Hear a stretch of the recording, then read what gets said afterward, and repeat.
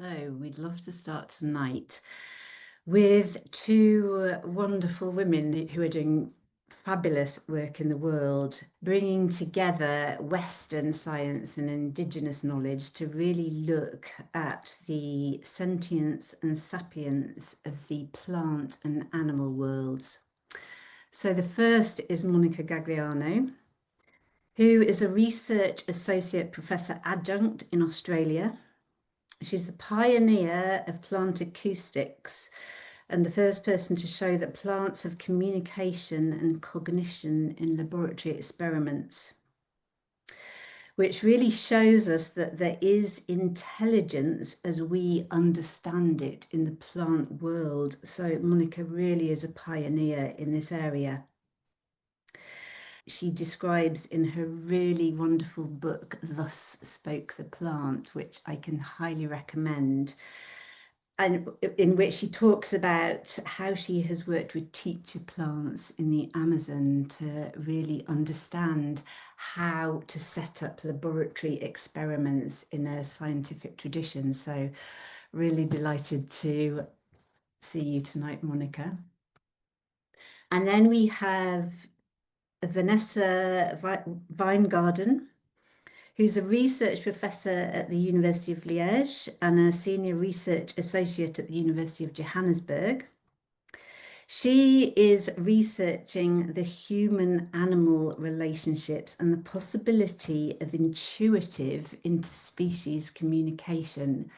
She has just been given a research grant from the European Commission to bring together researchers, animal communicators, and animals themselves into the conversation of how we might research ways of holding these interspecies conversations together.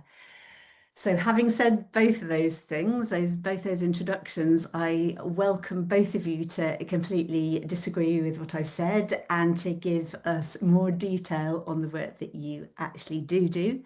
So Monica, if we could start with you, please, that would be wonderful, just to tell us about your wonderful work. Thank you. I don't know, good evening, good afternoon, good morning, wherever you are. I am currently in Europe, but I reside normally on Noongar country. And so that's where my home is. And I pay homage to the people who has looked after that country so that I can now benefit and have a good life there. This is Western Australia. Okay, so my little elevator pitch on my research. I was actually born as an animal ecologist, a little bit like you, Vanessa, and I worked on coral reefs, and I learned my first lesson of interspecies communication and a little bit more from my fish, which the encounter with me changed my entire career and also me as a person. And so I turned onto plant knowing nothing about plants, still knowing nothing about plants, despite the work done. And the question that I brought to the field were questions that we were commonly asking within the animal field, but I guess we didn't dare asking of plants and not just plants. And so there were questions about behavior from, communication, as well as learning, memory, and all other cognitive processes, including the ability to choose, to discriminate between things. And as I said, I didn't know anything about plants, but the plants in my garden assured me that if I started working with them, they would teach me. And I have to say that after almost 20 years, that's exactly what they did. Some of them are what we might consider very simple, humble plants that most of us have in our gardens or on our windowsills or balconies, like basil and little chili plants and plants like that. And then there are, I guess, what we might want to consider the most serious, which are the big trees in the rainforest in the Amazon, but also the bushlands in Australia. And so it's been a journey from I am completely mad, what's going on with me, why this is happening to me, I just want to be a normal scientist, to, oh, this is the normal science that we should be doing. And so it took a while to be comfortable with that. But I think we are there. And not only I use we because it's not just me. As you can see, there are lots of us already here. So I guess you're here because something inside you tells you that there is more than just the human here. And as I give lectures or find myself in all over the place in different countries and different environments, I meet a lot of people, especially young people, who are actually asking me all the time, so we want to do the science that you do, but how do we do it? And I guess the sad part is that it's not there yet officially, but the good news is that we can create it together. And this is a science that is not just made by humans for the humans, which is what we've been doing, but is a science that is created together with the modern human world. And this includes all of them, including, mountains, rivers, stones. And it is made for all of us, not just for the human, but for the entire human and more than human world. And I guess this is, at least for me, feels particularly urgent at this time, because if we don't get a grip about this quick, we're going to lose the very others that we are so eager to learn about, but also who are so eager to help us, I think, to get a grip and move on.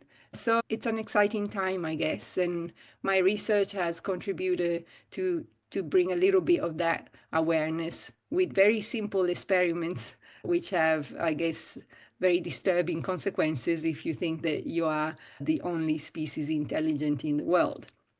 I guess that's probably enough for me. I'll pass it on to Vanessa. Yeah, thank you, Monica. It's such an honor to be here and also, to just have this connection and to be able to talk about all this together. I knew Monica, of course, because I think she's quite famous. Yes, you are, I think, in our circles. And I found so many wonderful overlaps in how we are thinking and what we're working towards. I'm really excited to have this conversation here today and very, very grateful to be invited. Yeah, so I'm Vanessa Wijngaarden. I don't even know where to start. I think always when I was walking in the forest, even when I was younger or in other places in the bush, I was always finding the animals because I can sort of feel where they are and where they've passed by because the place feels a little bit different there. And I used to, get to know them, but it was not so easy to really stay with them. I used to be able to find them, but then most of the time, once I tracked them, they would run when I arrived. At some point, there was a shift, and it was when I had, I got a spiritual connection. I was walking in the forest now in another way, in prayers. And when I found animals, they were not running away anymore. I spent such beautiful, beautiful times with the deer and with the badgers and with the foxes. It really touched me. It was such an honor that they would keep me in their midst. From that moment on, I decided that in my academic work, I also wanted to learn more about how it is possible that they actually sense that difference in me. I wrote a research project to work with animal communicators. I had watched the film The Animal Communicator of Anna Breitenbach. It somehow came up on my path. And I was like, wow, there's people that even have really detailed conversations like with animals. And I was just happy that I could be in their presence, but these people were like, really going so much further than anything I knew. And I was even thinking like, would that really be possible? Like it sort of felt like a dream. And of course, it was a little bit hard to find a university or a place that was crazy enough to fund the research, but it was funded by the University of Johannesburg. And I started learning from different animal communicators in Europe and in South Africa. And published some results and then applied for a bigger grant. It was a big roller coaster. Sometimes I think it took its toll, but finally the project got funded. So now this project that Rachel spoke about, we called it, the title is Animal Communicators, Intuitive Communication as a Key to Dialogic Multispecies Methods. So that's what I'm doing now. And basically what we're doing is like we bring animal communicators from different parts of the world, from different continents, together with researchers, myself, postdoc, a biologist from Finland, and 3 PhD students from a Canadian Indian, or Indian Canadian, I should maybe say, a student from Burundi, a student from Germany, from different disciplines. And we try together to think about how we can use that intuitive communication, that intuitive interspecies communication, so the intuitive communication between species, in the academic context. So how we can co-create new methods, like multi-species methods. And the way we're working is that we're not asking only these animal communicators they're from 8 different locations. They're sometimes professionals who work as consultants normally to communicate with animals, but also from different indigenous backgrounds. And we all try to work together to bring the animals into the conversation and then to see what kind of methods would be suitable and would be working. Because one of the things that I saw is that wherever I did my pilot research, I did the pilot research for quite a couple of years, and I was working with different animal communicators from different backgrounds, different cultural backgrounds, different geographical backgrounds. I felt that there are parallels in how they are connecting with the animals. And it's not only animals, of course, they also connect with the plants and with the river and everything that is around us. Yeah, I can talk so much, of course, about this, but maybe this is a good place to stop and to get into some questions where I can tell that we have finished like 1.5 years of the project now. So we're still discovering and making relationships. I'm happy to talk more with you about what it brings. Brilliant. Thank you, Vanessa. Monica, coming back to you then. So there, Vanessa has kind of talked about bringing Indigenous and wisdom and people from different kind of countries and geographies in. So there's lots of kind of different ways of knowing, including animals themselves. I'm interested for you to talk a little bit about your research methods and how kind of you use that different way of knowing in the kind of scientific research you've done. Maybe you could talk a little bit about those two things. Yeah, well, as Vanessa already mentioned, to convince a university or I guess any institution to give you some money and a space to do some research so that you can talk to some modern human, it's not easy. So I guess we always, at least in my case, you do it without telling them. Basically, you just do it. And then if you do get some good results, then they are quite happy anyway. So it doesn't matter. For me, much of my work with the plants was informed directly by the plants. And what I mean by that is not, I just had a big hallucinogenic trip, and in my tripping, I had this vision or I had this illumination or whatever. No, they're actually much more humble conversations, as you would have with any other person. And the moment you start considering the other as persons, whether it's a plant, an animal, a mountain, a river, it doesn't matter. Then you're entering a different space, and it's you that is changing. They were always there waiting for you to listen and to hear them and to enter in that conversation. I guess what I learned a lot was, especially in connection with or interaction with indigenous spaces, was a different posture. And literally the one that I had to take, because everyone was looking at me like, no matter whether you go South America or Australia or anywhere else, they look at you like, are you stupid or what? It's like, what do you mean? You don't talk to plants, or you don't know how to listen to a river, or you don't know how the animals converse with us? It's like, okay. So maybe I missed something crucial in my training. And then, you realize that it's you that needs to open to that dialogue. Before, my first real interaction that changed my science was actually with an animal, my fish. And this happened almost against my will because I was happily doing my science as I was trained to do. But the fish had another idea about me taking their bodies and their lives. And so it was a very strong experience that happened in the field while I was collecting my data and doing my science as I used to, where I saw them as my data point. So the other was just, you are a mean to an end because I have my ethics approval that says that I can do this, and I'm just going to collect you, and you're going to become some dots on a graph. And if I'm lucky, I'm going to be publishing them and being, like having a new paper in some scientific journal. Well, all of this loses a lot of meaning when you enter really in conversation with these others and you realize that what is these infrastructures that we build? What is this science that we build? If it is only just perpetuating the next published paper that most people don't have access to anyway.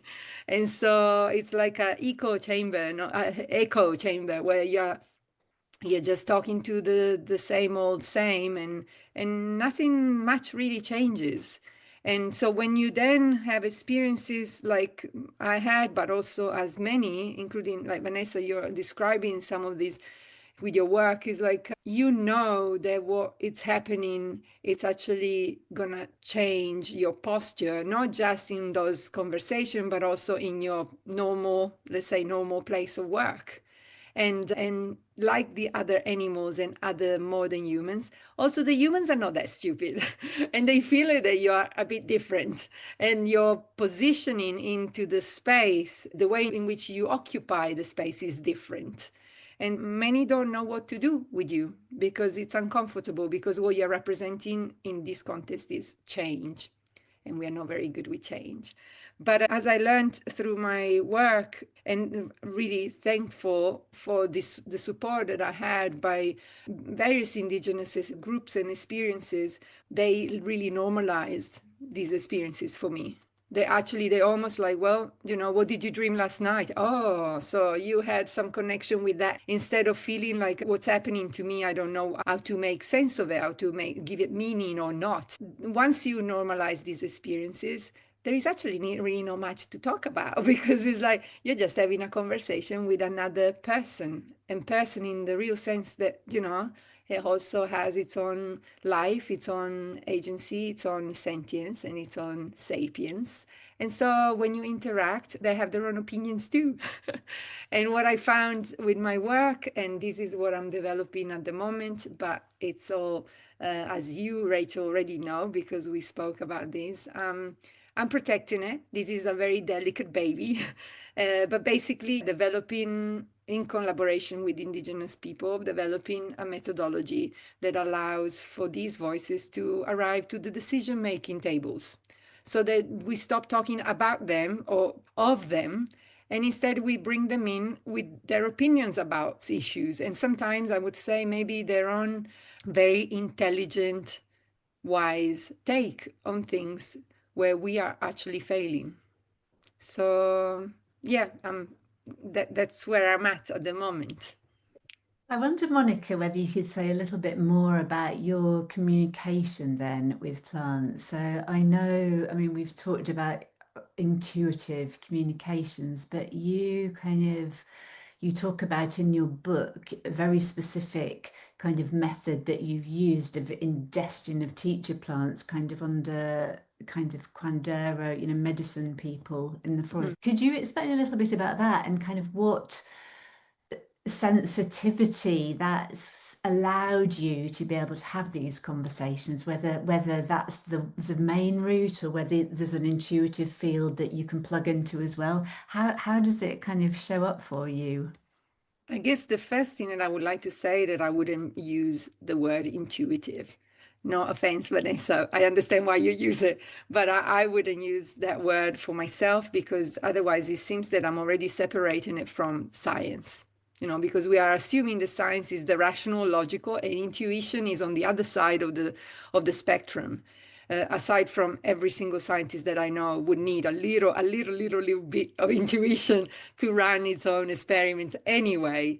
But it's not something hairy-fairy. It's not something fluffy that only some special people have. And if you have a little bit more of that ingredient, you can do this. And if you don't, well, sorry. I think this is science in its full spectrum. So I'm not doing an intuitive science. I'm doing science with the big S that includes everything that science should be including. And because it's there anyway. And I have worked on this aspect with colleagues, and actually there is more than we think. Again, there are more people than we think, even within the academic system, because empathy, for example, is a key ingredient to be able to connect. But we use it like in the relationship between humans. And if you have no empathy for the other, you cannot understand what they're going through. And it's true, some people have more empathic feelings than others, but empathy is, unless you're a psychopath, and some of the politicians at the moment are behaving like with lack of empathy, which equates to a psychopath. But aside from that, in general, I think if you're a healthy human, you qualify, which means that if you then ask, and I have asked and discussed this with other colleagues, especially those that work with the biologies, so the living entities from animals to plants to all sorts of spaces, you would find that many of them had what we would define intuitive or even mystical experiences of encounters. But what happened when you analyze it as a scientist, what you find is that there is actually nothing metaphysical or esoteric about it. It's a very normal thing.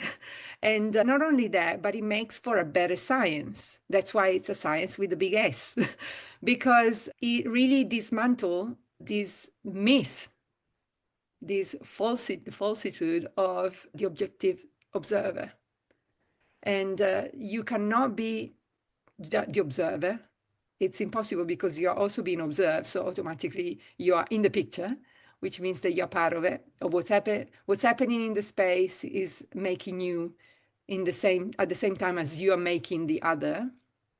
And then what is this thing of the objective? Like, I would never describe myself as an object. So why on earth would I become the objective observer of something or someone, as if, that would make any sense? So what happened is that when you actually acknowledge that you're a subject and you are part of it, you're not just standing by, as many of us have been trained to do. Especially with some species. There is beautiful work by Barbara Smuts, who worked with baboons. And she was trained as a behavioral ecologist, and her work was about, I think, a reproductive biology of baboons. And she was trained to hide behind the rocks, pretend that you're not there, and watch these baboons, and then report back and collect data. Of course, the baboons are not stupid. And when you imagine if someone was hiding behind a rock and you're trying to have sex, it's like, first, probably you're not going to do it. And second, you might actually get a bit worried and then maybe even aggressive. Why is this thing watching me and hiding behind a rock? And that's exactly what happened. The baboons showed very aggressive behaviors because they were concerned. And so here is the stroke of genius for Barbara, because she decided to become part of the mob if they would have her. So she came out of behind the rock, pretending to be the objective observer, and she entered the space and she showed herself for who she is. I'm a human and I'm here and I come in peace and I'm not. And it took time, because these encounters, like all relationship, require time and care. She became part of the mob and she learned some of the behaviors and some of the sounds that are made, and eventually, and only because of that, she was able to then report on reproductive behavior, because then she was part of the mob and it wasn't a big deal anymore. She wasn't a big deal anymore. And you can find it in many other stories of scientists who have not spoken about it until recently, because saying that we are doing empathic science is also very taboo. But in fact, it's like, this is good science that would never happen, and we would never know about the others really. We would know the behavior that we are creating, not the behavior that is there, not the natural expression of the other. It would be the expression in response to our behavior. And I think, this makes for a better science. So then the step of like, not only I'm going to show you that I'm here and I want to be part of you, and if you would have me, because like everywhere, you need to ask permission. But not only that, you then, of course, open the dialogue. That's the conversation is already open. So it's not like now you have to meditate really hard and find a channel and then, no. You just need to be absolutely, utterly human, the animal inside. And that one knows already how to talk to the world. And I think what I learned from the indigenous people that I've connected with is precisely that. Take your shoes off. When you're on country in Australia, take your shoes off. Your animal self doesn't need shoes. And in that way, you can hear the country better. And then you do, and you can feel everything. So this has informed my science. And of course, then I go to the lab and I follow the rules of what I know is the Western model of science. And I don't think they are in conflict. Actually, as I said, they make for a better science. Brilliant, thank you. And that kind of goes back to the holistic science that we were talking about at the beginning, capital with a capital S on the science. That makes sense to me. So you call it empathic science. Vanessa, coming over to you then, because you do use the word intuitive. Do you want to just explain a little bit about how it works for you? Kind of intuitive, empathic. What's your experience? Yeah, definitely. Yeah, we had a lot of discussion about wording. It's really nice to hear you, Monica, because I think that some of the reasons that you say why you would not use it are actually also the reasons why we do use it. And in that we also come together. I have a background as a social anthropologist. So in that sense, you could say that I'm not a scientist in the traditional sense where the natural sciences and the social sciences and humanities are supposedly separated from each other, because the social sciences and humanities, they traditionally deal with, subjective things, whereas sciences itself deal with objective objects that are there, the environment which is around humans, which were traditionally seen as the only ones who have agency and consciousness. So what we're already seeing now in everything that is happening in the whole academic world is that is thoroughly shaken up at the moment. Consciousness of animals, way beyond animals, of plants, of language. Yeah, so many emotions, everything. There's a lot of research. Every day, research articles pop up like, oh, this species, we have found this, and this separation is slowly being degraded and breaking down. Also with this idea of the objective observer becoming, in a way, completely impossible. So I'm trying to think how best to get to what I like to explain, because I feel that although the separation is being broken down in a way, there is still a worldview. In our research, we call it, in my research, we refer to it as an ontoepistemology, which is like where the knowledge about the world and the knowledge about knowledge, like it's the system of thinking. It's like our cosmology as Western scientists. And that cosmology was taken for a very long time as a given, as that is the way to see reality, to look at reality. And it's basically, it's rooted in Newton, in Descartes. We have like a world out there which is objects that are moving in time and space. This is the traditional cosmology of Western science. What I'm seeing when we're now working and connecting more to the sciences of other peoples, of indigenous peoples, to alternative ways of thinking, these are often seen by Western science, these are often portrayed as being maybe only stories or being just religions or spiritual, mythological. They are put as not real knowledge. This is, for me personally, related to colonialism. For me, the biggest trick that colonialism has played upon the rest of the world is to say that, okay, this Western scientific knowledge based on our cosmology at the moment, because this is also just a moment in time and space, the way we are seeing the world, that is real knowledge, facts. And the way other people are seeing the knowledge, that is just a story, that is mythological, that is spiritual. And for me, and you can speak with me also, Monica, about how you think about this, but I had the feeling when you're speaking about this science with the big S, this is where spirituality and the science that we have built up, this body of Western science, are actually coming together again in conversation with each other and treating each other as equal conversation partners, that we are able to look at the wisdom of all of humanity and even the wisdom that goes beyond humanity of other beings, and that is what science should be about.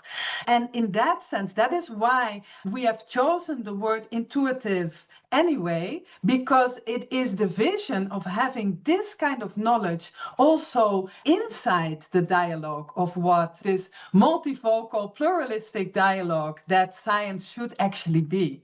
So yeah, that is how we come back together again.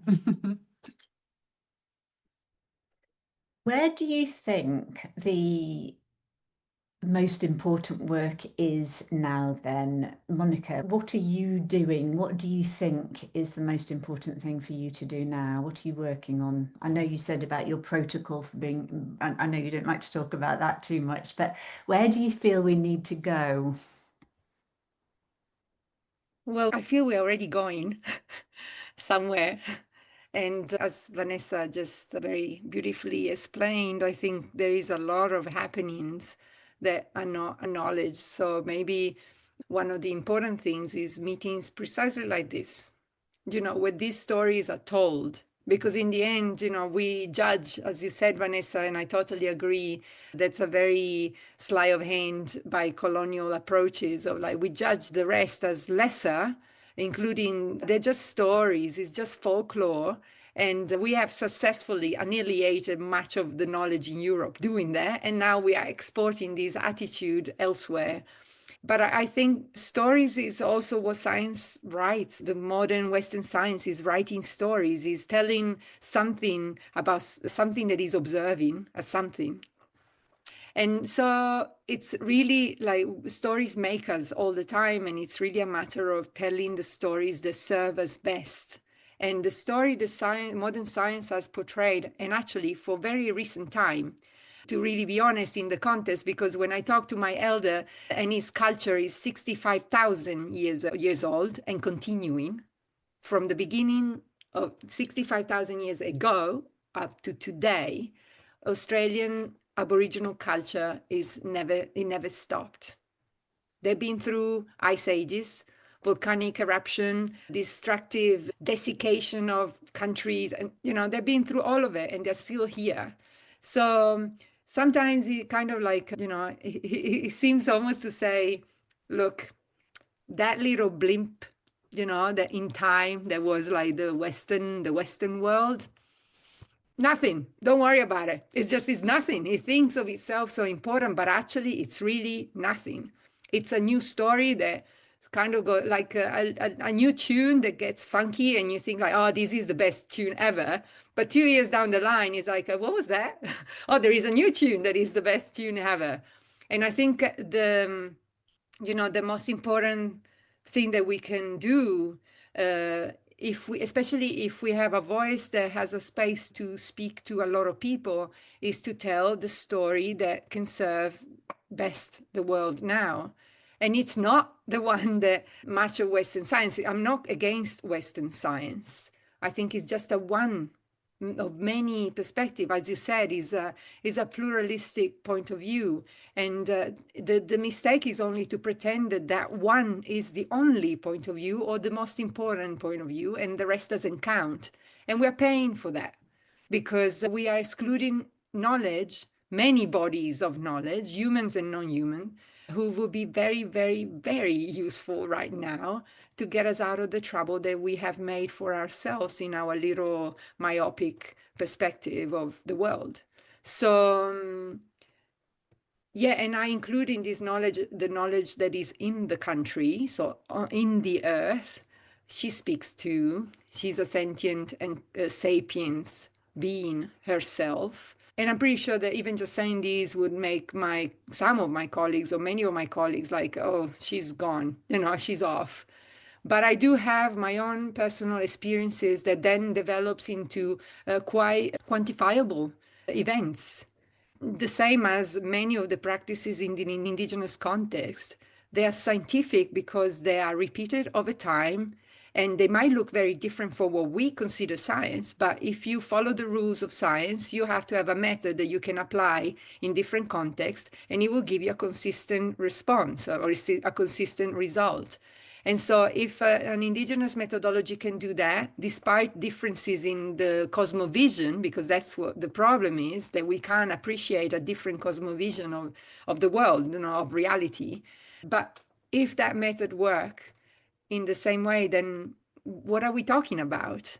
And this doesn't mean, and I'm not saying this to say that Western indigenous practices need the validation of the Western world. Quite the contrary, I'm saying that the Western world could learn a lot from doing real science, which means apply your own method and see what's out there. And of course, in that context, then, as you already pointed out, Vanessa, there is, as we have a very, very bad record of being quite appropriating and colonial in our approaches. We just think like, oh, this works, nice. I'll take it and I'll make it mine. I think even in this probably is the highest risk right now. And that's why also I'm keeping what I'm doing quiet, and because I know that the model that we are living in at the moment has a tendency to consume everything that potentially could germinate into something else.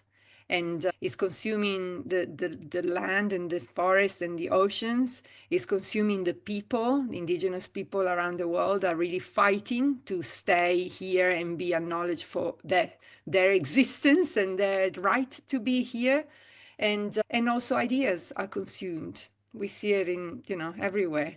So we need to kindly and gently, like water, telling the new stories in a way that evades consumption. And instead of being consumed, it nurtures, and it's a kind of nutrient for the society that we are trying to dream for the future, if we make it.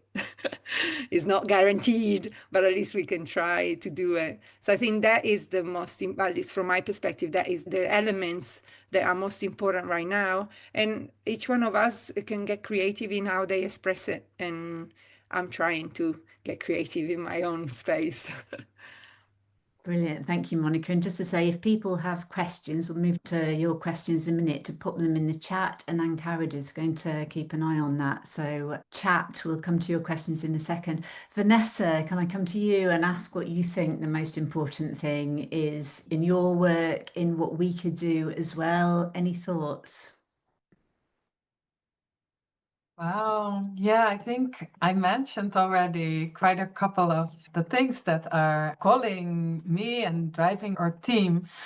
One thing that came up is that when we opened the space to bring together scholars and people from different backgrounds, we're just at the start of that, right? We're going to have our next multi-species method workshop together with our animal communicators from different parts of the world.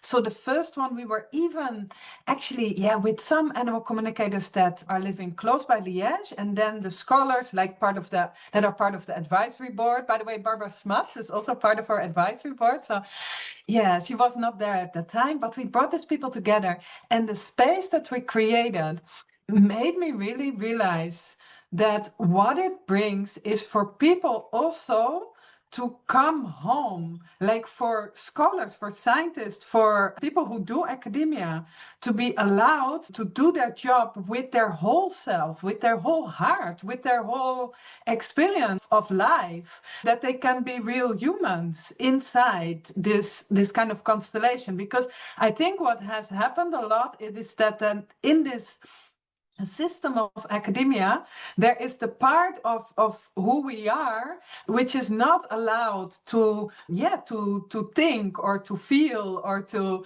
love. No, I saw that by creating that open space where we say like, okay, actually all of who you are is allowed here because you think better, you can connect better to knowledge, you are more bright when you connect with all of yourself. And it really made people to come home also in the academic context. And this is something that I also really wish for, because I think it makes much, much better science or research. This is definitely one of the biggest goals. And of course, what we finally hope to do is to, and this has been really inspiring me, is to bring the knowledge of the animals that we are working with to a larger, like to share that knowledge. Because what struck me most when I started to work with these animal communicators and we started to ask the animals questions, a lot of the animal communicators who work as consultants, they're used to ask animals questions about practical things because they are hired when an animal has a problem, like maybe there is some problem the human considers a certain behavior kind of problem, or the animal is sick and it's not clear how it can be healed. What or how he or she can be healed. And when we started to do the research, we started to ask the animals questions that are of maybe a more philosophical nature. And some of the animal communicators, the first animal communicators I worked with, they were even them, they were like, would that work? Like, will this actually, what will this bring up?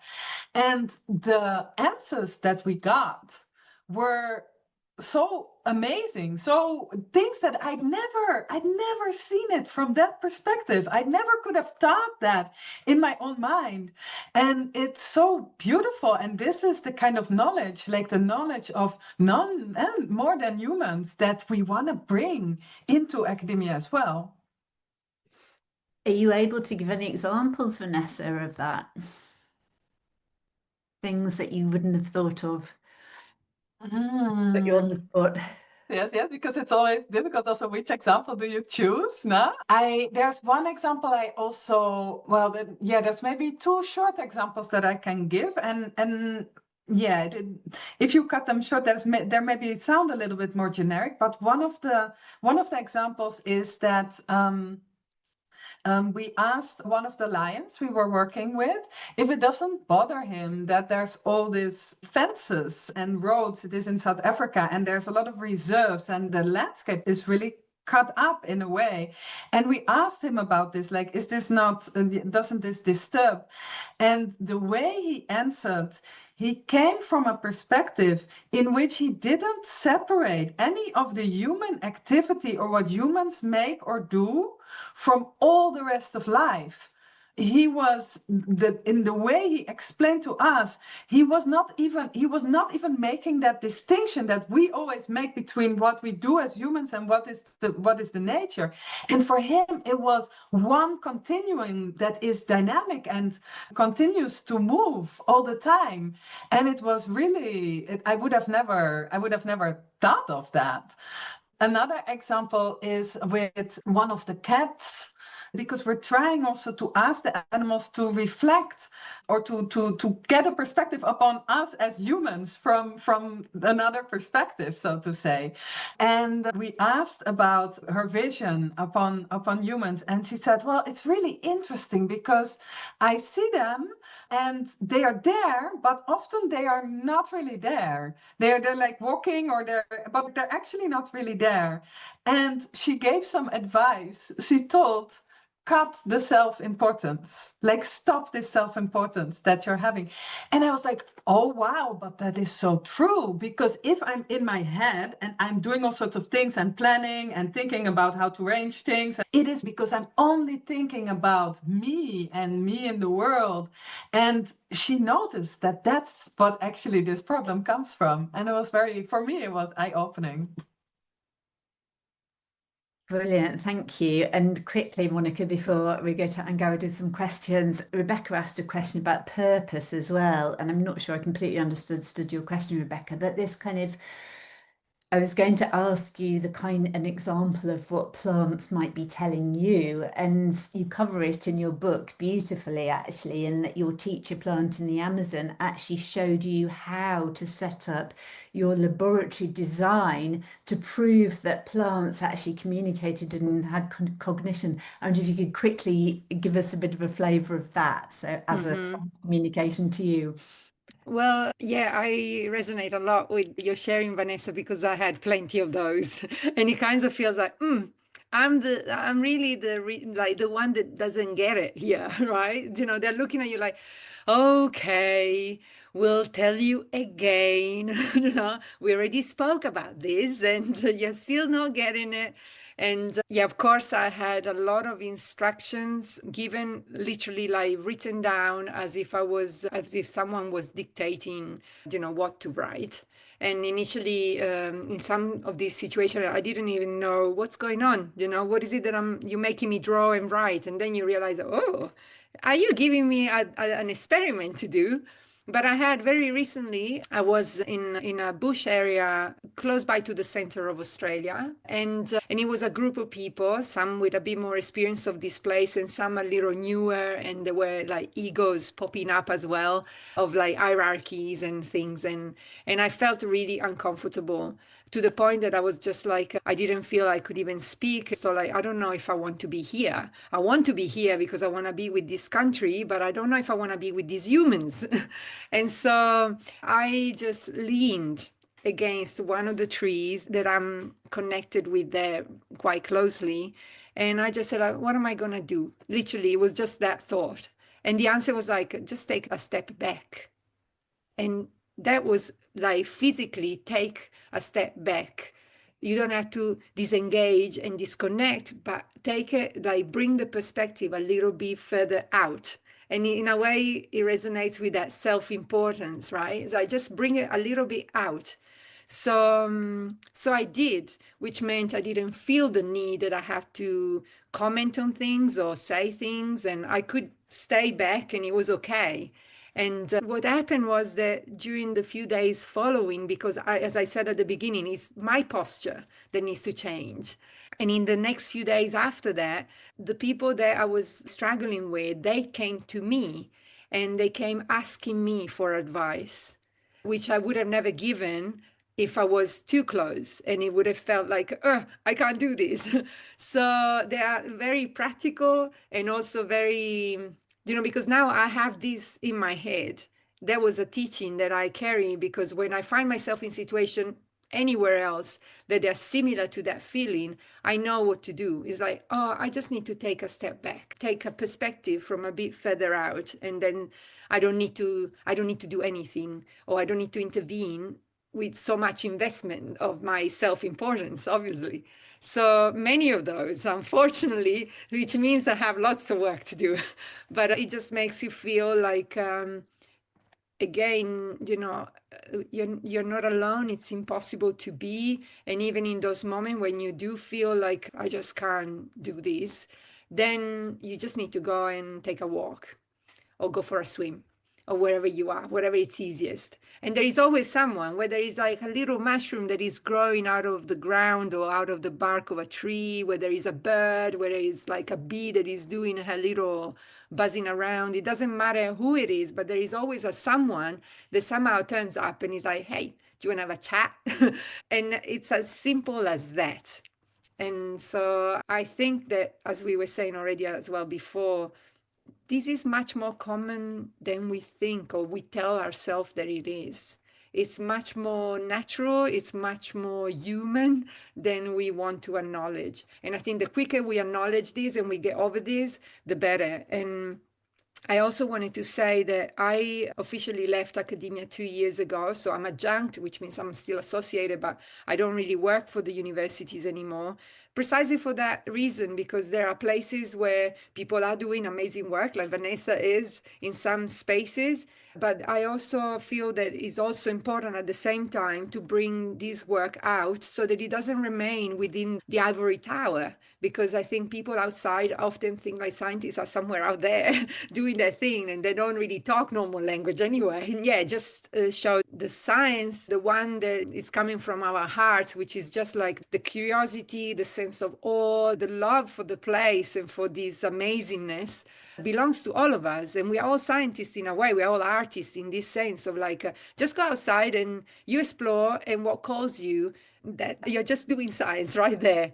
And so that it doesn't, again, we break that silo as well of science. It stays within those walls, not, we call science whatever we want to call it, but it's that curiosity, that, you know, wanting to connect.